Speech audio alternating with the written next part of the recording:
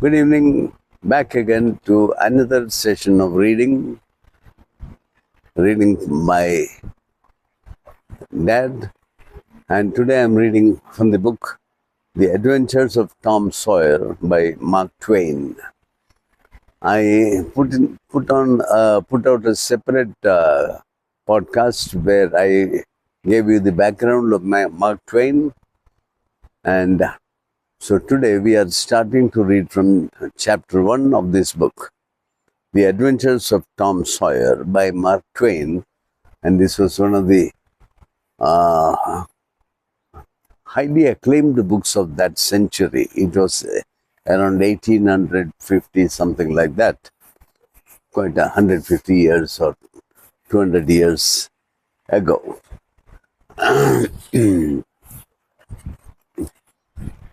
This relates to the stories of adventures of Tom Sawyer. Tom Sawyer is a young boy, maybe 10 or 12 years old, very, very active, agile, mischievous, and he is living with his Aunt Polly. So, this chapter 1 starts. Tom, no answer. Tom, no answer. What's gone with that boy, I wonder? You, Tom. The old lady pulled her spectacles down and looked over them and about the room. Then she put them up and looked under them and under the room. She seldom or never looked through them for so small a thing as a boy. For they were her state pair, the pride of her heart, and were built for style, not service. She could have seen through a pair of stove lids as well. She looked perplexed a moment and said, not fiercely, but still loud enough for the furniture to hear, "Well, if I lay hold of you, and etc." She did not finish, for by this time she was bending down and punching under the bed with the broom. So she needed all her breath to do the punching, to punctuate the punches with. She resurrected nothing but the cat. I never did see the beat of that boy. She went to the open door and stood in it, and looked out among the tomato vines and Jimson weeds that constituted her garden. No Tom. So she lifted up her voice at an angle calculated for distance and shouted, "You, Tom!" There was a slight noise behind her, and she turned just in time to seize a small boy by the scruff of his neck and arrest his flight. There, I might have thought of that. You thought of that closet. What have you been doing in there? Nothing. Nothing? Look at your hands and look at your mouth. What is that muck? I don't know, Aunt. You don't know. Well, I know. It is jam. That's what it is. 40 times I've said, if you didn't let that jam alone, I'd skin you. Hand me that switch. The switch hovered in the air. The peril was desperate. My, look behind you, Aunt. And the old lady whirled around and snatched her skirt out of danger. And the lad fled on the instant, scrambled up the high board fence and disappeared over it. His Aunt Polly stood surprised for a moment. Then she broke into a gentle laugh. Hang the boy. Can't I never learn anything? Ain't he played that trick enough like that for me to be looking out for him by now? But old fools are the biggest fools they raise. Can't learn any old dog new tricks, as the saying is. But my goodness, he never plays them like 2 days. And how is a body to know what's coming? He appears to know just how long he can torment me before I get my dander up. And he knows he can make out to put me off a minute or make me laugh. It's all down again, and I can't hit him back. I can't hit him a lick. I ain't doing my duty by that boy, and that's the Lord's truth.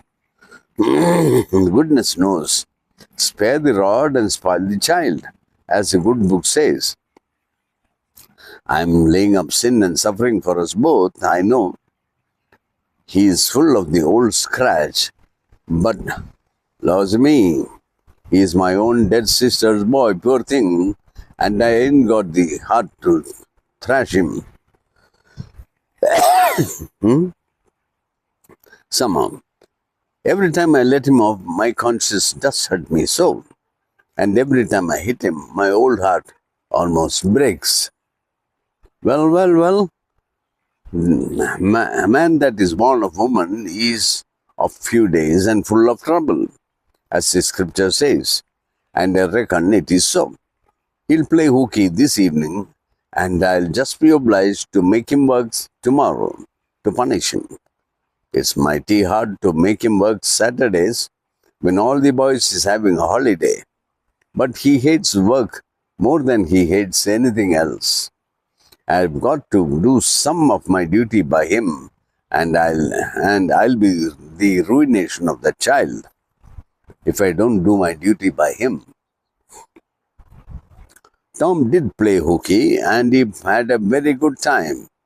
He got back home barely in season to help Jim, the small colored boys, saw the next day's wood and split the kindlings before supper.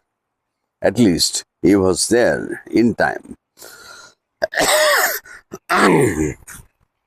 At least he was there in time to tell his adventures to Jim, while Jim did the 3/4 of the work. Tom's younger brother, or rather half-brother, Sid, was already through with his part of the work, picking up chips, for he was a quiet boy and had no adventurous, troublesome ways, while Tom was eating his supper and stealing sugar as opportunity offered.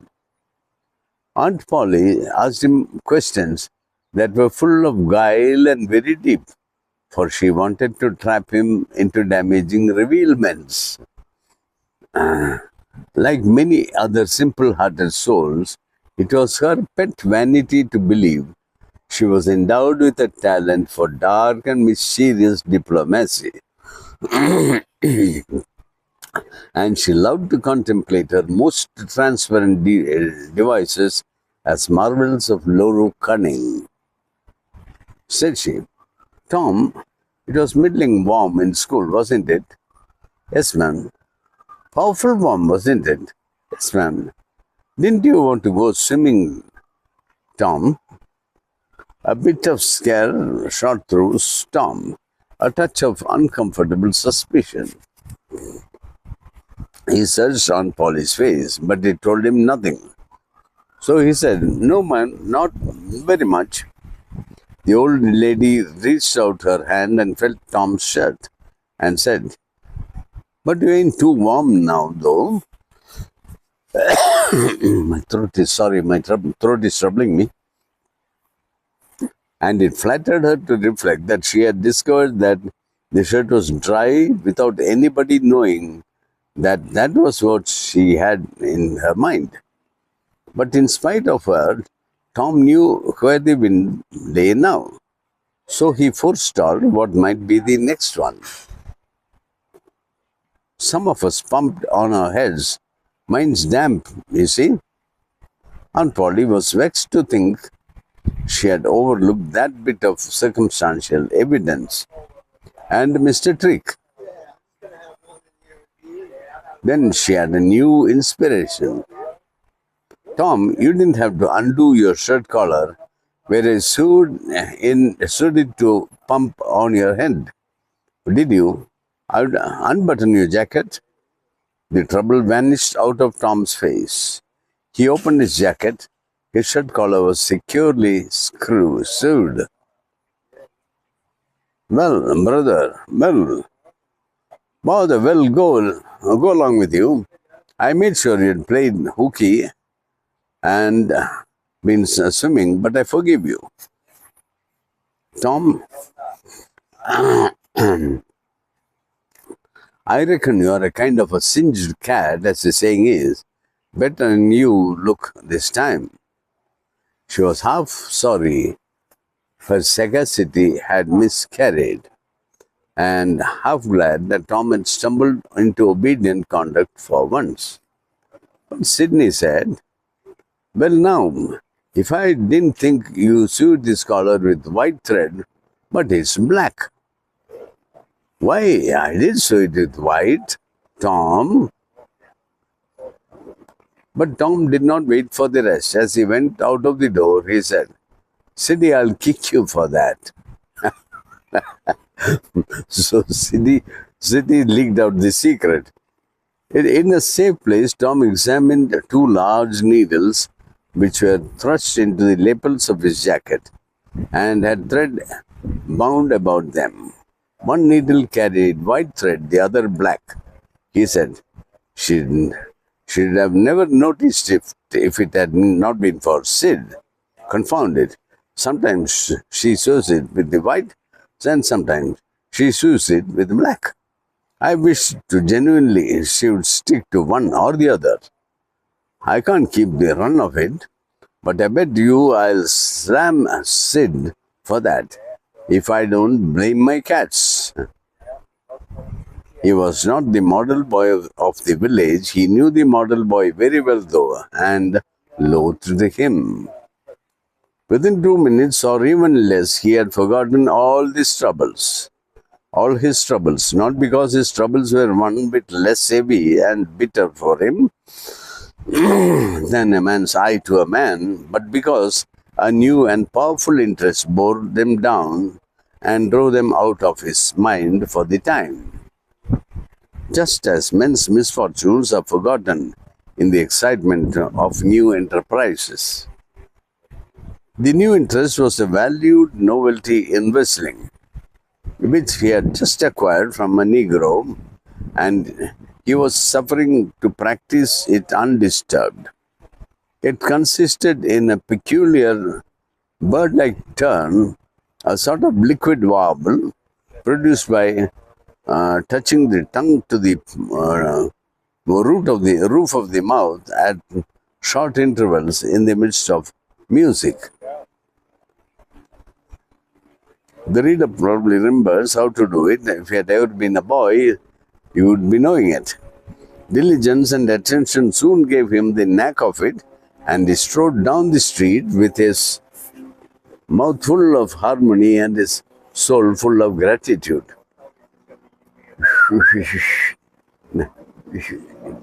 He felt much as an astronomer feels who has discovered a new planet. No doubt, as far as strong, deep, unalloyed pleasure is concerned, the advantage was with the boy, not the astronomer. The summer evenings were long. It was not dark yet. Presently, Tom checked his whistle. A stranger was before him, a boy a shade larger than himself. A newcomer of any age or sex was an impressive curiosity in the poor little village of St. Petersburg. This boy was well dressed too. Well dressed on a weekday. This was simply astounding. His cap was a dainty thing, his close-buttoned blue cloth roundabout was new and natty, and so were his pantaloons. He had shoes on, and that it was only Friday. He even wore a necktie, a bright bit of ribbon. He had a citified air about him that ate into Tom's vitals. The more Tom stared at this splendid marvel, the higher he turned up his nose at this finery, and the shabbier and shabbier his own outfit seemed to him to grow. Neither boy spoke. If one moved, the other moved, but only sidewise, in a circle. They kept face to face and eye to eye all the time. Finally, Tom said, I can lick you. I'd like to see you try it, said the other. Well, I can do it. No, you can't either. Yes, I can. No, you can't. Yes, I can. No, you can't. I can. You can't. Can't. Can. No, can't. An uncomfortable pause. Then Tom said, What's your name? It ain't none of your business, maybe. Well, hello, I'll make it my business. Well, why don't you? If you say much, I will. So the other boy says, much. Oh, you think you're mighty smart, don't you? I could lick you with one hand tied behind me if I wanted to. Well, why don't you do it? You say you can do it. Well, I will do it if you fool with me. Oh yes, I've seen whole families in the same fix. Smarty, you think you're some now, don't you? Oh, what a hat. You can lump that if you don't like it. I dare you to knock it off. Anybody that will take a dare will suck eggs. You're a liar. You're another. Sorry about the throat. You're a fighting liar and don't take it up. And don't dare to take it up. Oh, take a walk. Say, if you give me much more of your sass, I'll take and bounce a rock off on your head. Oh, of course, you will. Well, I will. Well, why don't you do it then? Why do you keep on saying you will for? Why don't you do it? It's because you are afraid. I ain't afraid. Yes, you are. I ain't, you are. Another pause, and more eyeing and sidling around each other. Presently, they were shoulder to shoulder. Tom said, Get away from here. Get away with yourself. I won't either. So they stood, each the foot placed at an angle as a brace, and both shoving with might and main, and glowering at each other with hate, but neither could get an advantage. After struggling till both were hot and flushed, each relaxed his strain with watchful caution, and Tom said, You're a coward and a pup. I'll tell my big brother on you, and he can lam you with his little finger, and I'll make him do it too. I think I'll stop here. My throat is troubling me.